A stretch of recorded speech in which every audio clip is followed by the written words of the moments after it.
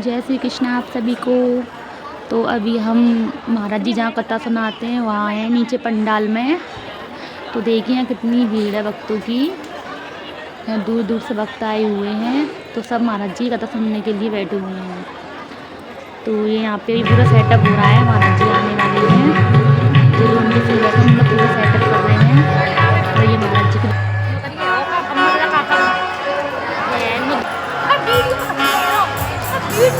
और ये महाराज जी के लड्डू गोपाल भी आ गए हैं।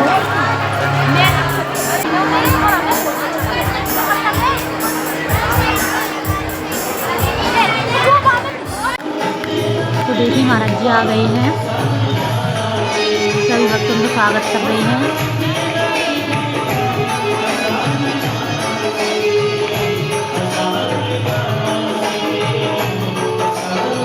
तो महाराज जी कथा शुरू होने वाली है।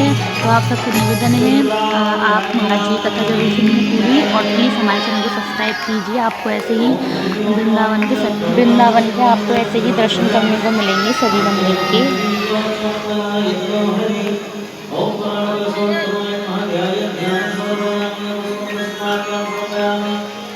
महाराज जी कथा अब शुरू ही होने वाली है।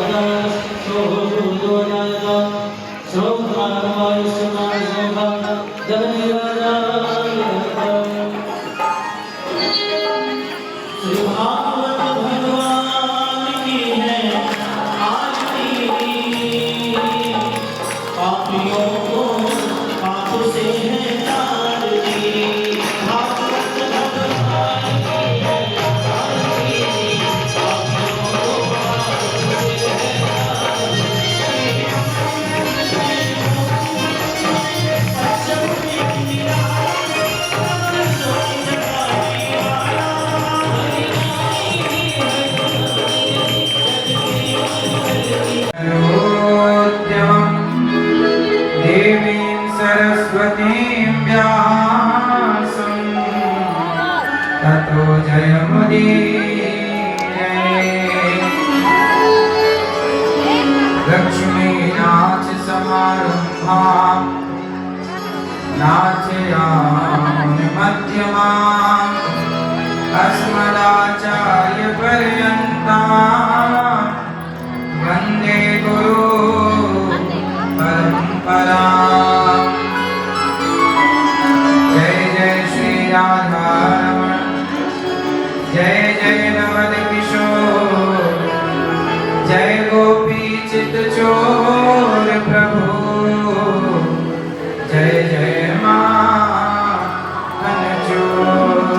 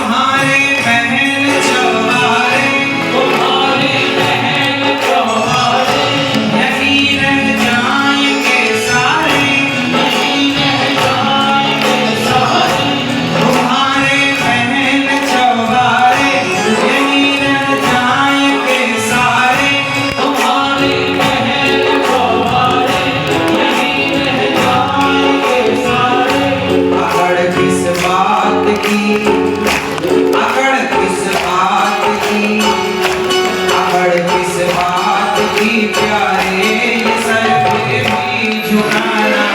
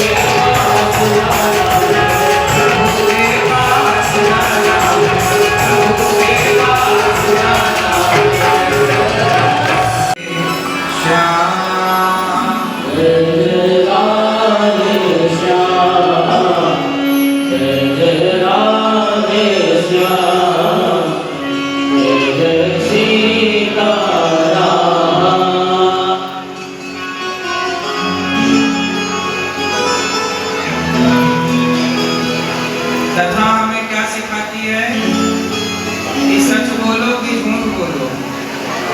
क्या बोलो? मैया जी मैया जी झूठ मत बोलो,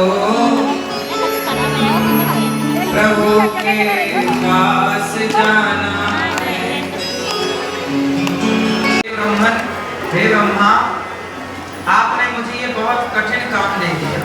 मुझे कितना पाप लगेगा जब मैं छोटे बच्चों को मारूंगी, किसी की माँ को मारूंगी, किसी के बाप के मारूंगी, प्राण लूंगी। भाई मृत्यु भी कितनी निर्दयी है, नहीं? सबसे निर्दयी कौन है? मृत्यु। वो ये नहीं देखती कि ये बच्चा है, ये बूढ़ा है, ये माँ है, ये पिता है, ये कैसा है, कहाँ। मृत्यु तो बस ले जाती। तो मृत्यु को जब ये काम मिला कि तुम सबको मारो, जिसका समय पूरा हुए तो खा लो, तो मृत्यु रोने लग गई, ब्रह्मा जी ये कितना भयंकर काम मुझे दे दिया, मैं ये नहीं करूंगी, मुझे पाप लगेगा, लोग रोएंगे, मुझे श्राप देंगे। तब मृत्यु ने हजारों वर्षों तक तपस्या की, इसलिए तपस्या की कि मुझे ये काम ना,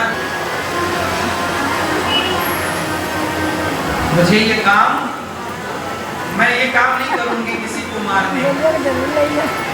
तब ब्रह्मा जी ने कहा लेकिन ये व्यवस्था है। सोचिए जब ये सृष्टि बनी तो जीवन बना, तो जीवन बना तो मृत्यु भी बनी। सोचो कि जीवन होता और मृत्यु ना होती तो कैसा होता?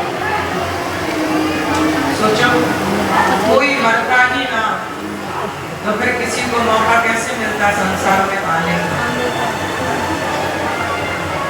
क्यों बात से? मृत्यु क्या है? बोलो मृत्यु क्या है? जोर से क्या है? आपकी भाषा में मृत्यु क्या है? बोलो मैया क्या बोलती तू? मृत्यु क्या है?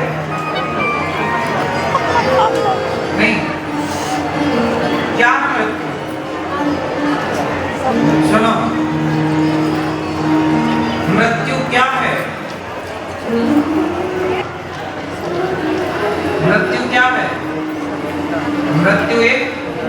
व्यवस्था है जो सृष्टि को व्यवस्थित करती है।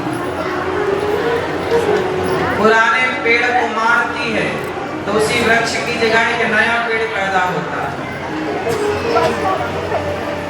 नहीं, बूढ़े को मारती है तो फिर नया बच्चा पैदा होता है, नया बच्चा है बूढ़ा। इसलिए मृत्यु से डरना नहीं चाहिए। कबीरदास जी कहते मरने से सब जग डरा मेरे मन। जी कहते हमें डर नहीं लगता, कब मरेंगे हम, कब भेंट होगी भगवान से, हम तो डर नहीं रहे। क्यों नहीं डर लगता आपको कबीरदास जी मरने से? क्योंकि हमने भगवान का आश्रय ले रखा, हम भगवान के आश्रित हैं। तो मौत आएगी तो आ जाए, लेके चली जाए, हमारा क्या बिगड़ना। हमने कभी किसी का कुछ बिगाड़ा है क्या कि हमारा कोई कुछ बिगाड़ेगा? हमने कोई पाप किया है क्या? हमने चोरी की क्या? हमने छल किया क्या? हमने कपट किया क्या? हमने किसी पराई बहन बेटी को गलत नजर से देखा क्या? जब हमने कोई गलत काम किया ही नहीं तो हमारे राम पर भरोसा है कि राम मेरे साथ गलत थोड़ी होने देंगे। आए मृत्यु लेके जाए। मृत्यु से वो लोग डरे जिन्होंने जीवन भर गलत काम किए, छल कपट किया, वो लोग डरे।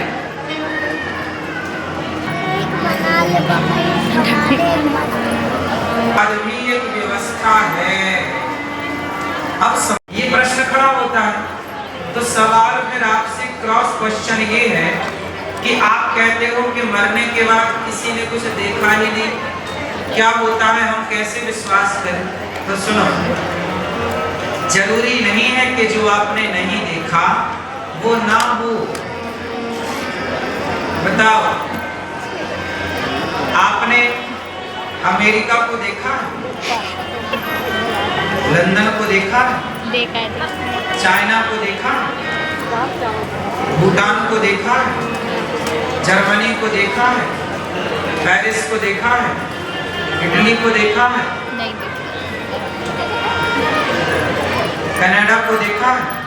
नहीं भाई, नहीं देखा इसका मतलब ये तो नहीं है कि ये देश नहीं है। बहुत सारे देश हैं पर हमने बहुत सारे देश देखे ही क्यों नहीं देखा हमने, इससे ये सिद्ध नहीं होता कि ये नहीं है। अमेरिका है, हमने नहीं देखा। चाइना है, हमने नहीं देखा। क्या? उसी तरह मृत्यु के बाद भी कुछ है, अभी नहीं देखा पर देखो। मुंह फेर लेने से सत्यता ढक नहीं जाती। एक शुतुरमुर्ग नाम का पक्षी होता है, क्या नाम है उसका?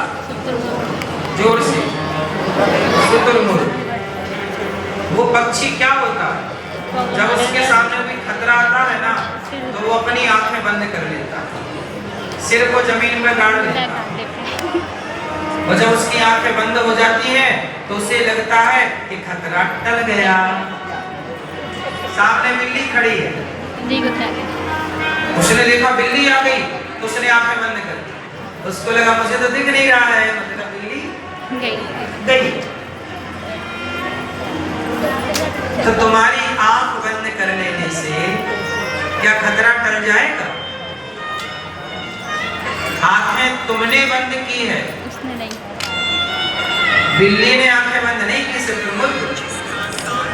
तुम्हारे शिकारी ने आंखें बंद नहीं की। उसी तरह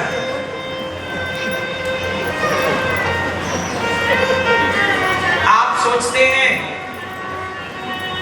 कि खाओ पियो मौज करो, कल किसने देखा, मरने के बाद क्या होता है किसने देखा। इस चक्कर में लोग पाप करते हैं कि यार कौन देखने वाला, कर लो, जिंदगी है, ऐशो आराम। ऐशो आराम के नाम पर वो क्या करते हैं, शराब पीते, मांस खाते, गलत काम करते। यही तो ऐशो आराम की जिंदगी समझते हैं।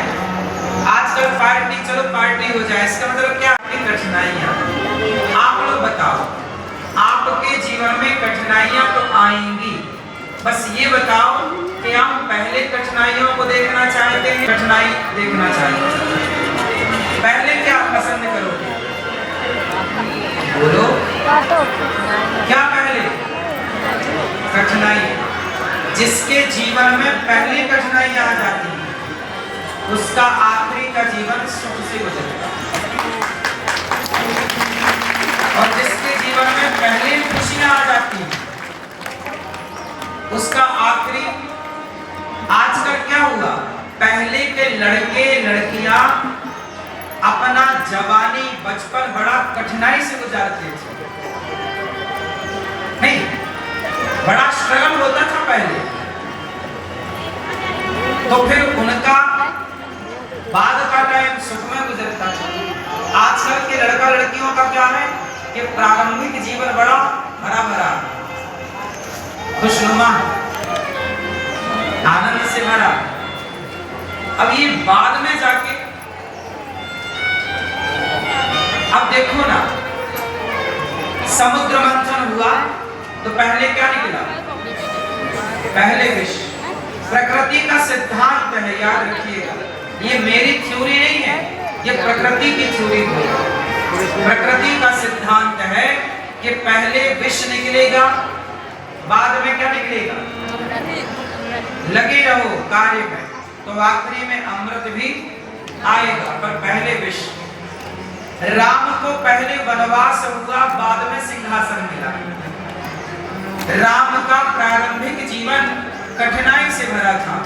भगवान कृष्ण का प्रारंभिक जीवन, जन्म हुआ जेल में, 6 दिन के हुए, पूतना आ गई, बकासुर आया, अघासुर आया, कितना कष्ट हुआ, वृंदावन छोड़ के जाना पड़ा, मथुरा छोड़ के द्वारिका। ये प्रारंभिक में भगवान ने बड़ा परिश्रम किया, फिर आखिरी राजा बन के द्वारिका के जीवन गुजरा।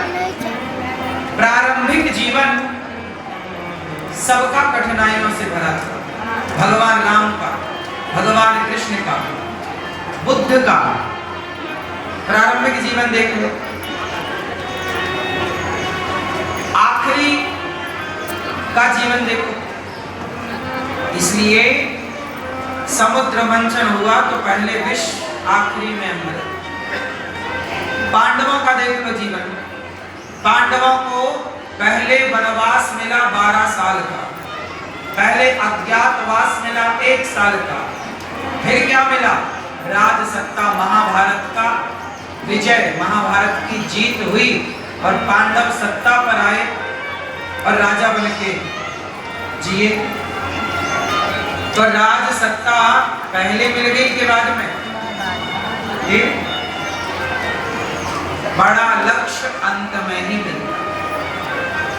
धैर्य रखो, सब्र रखो, अपने लक्ष्य की ओर चलते चलो, घबराओ मत, डरो मत, हारो मत, हार मत मानो,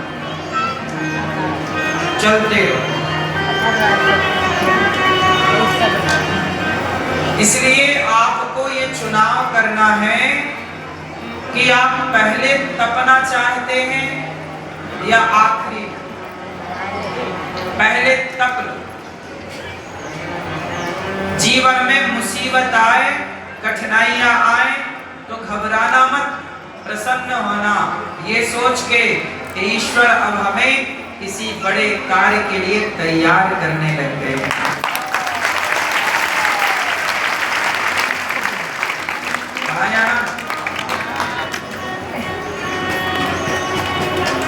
अच्छा ये बताओ, तलवार कैसे बनती है? लोहे से बनती है, सबको पता है। लोहार तलवार कैसे बनाता है? तपाता है और बना देता है।